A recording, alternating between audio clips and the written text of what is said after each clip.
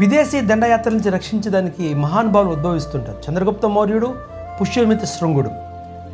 ఏదైతే భారతదేశం పైన సెల్యూకస్ కానీ అలెగ్జాండర్ కానీ దండయాత్రలు చేసినప్పుడు భారతదేశానికి లోపల ఉన్నటువంటి రాజులు సహకరించటం లేదు అనేటువంటి ఉద్దేశంతో చాణక్యుడు చంద్రగుప్తుడిని నిండు సభలో శిరస్సు మహాపద్మనందుని శిరస్సు ఖండింపచేసి ఆ రాజ్యానికి రాజుని చేస్తాడు. అదేవిధంగానే కొన్ని సంవత్సరాల తర్వాత, కొన్ని తరాల తర్వాత అదే చంద్రగుప్త మౌర్యుని యొక్క వంశజుడు అయినటువంటి